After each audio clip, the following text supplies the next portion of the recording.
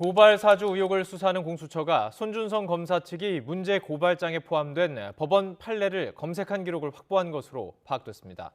공수처는 최근 손 검사 추가 소환 조사에서도 이 부분을 집중 추궁한 것으로 전해졌는데 손 검사 측은 거듭 혐의를 부인했습니다. 손효정 기자가 단독 취재했습니다.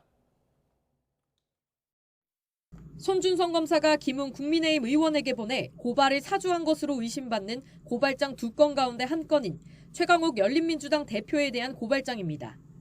최 대표를 공직선거법상 허위사실 공표죄로 고발하며 그 근거로 법원 판례 하나를 적시했는데 다음 장엔 해당 대법원 판례에 의하더라도 피고발인의 범죄 성립은 틀림없다며 최 대표 혐의를 강조합니다. 이 판례는 미래통합당이 지난해 8월 최 대표를 실제 고발하면서 참고한 초안에서도 똑같이 등장합니다.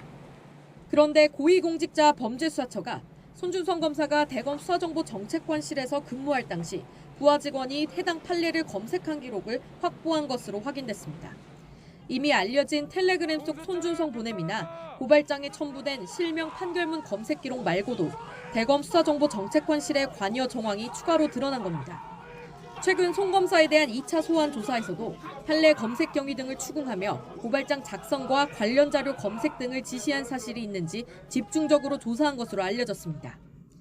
그러나 손 검사 측은 당시 총선을 앞두고 나경원, 이수진 의원 등 비슷한 공직선거법 위반 고발 사건이 연이어 접수되는 상황이라 해당 판례를 검색했을 것이라고 주장하며 관련성을 부인한 것으로 전해졌습니다.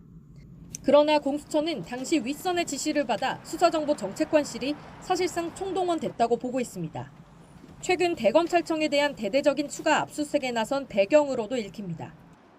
특히 이번 압수수색 영장에는 고발 사주뿐 아니라 손 검사와 윤석열 국민의힘 대선 후보가 추가 입건된 판사 사찰 문건 관련 내용도 적시된 것으로 전해졌습니다.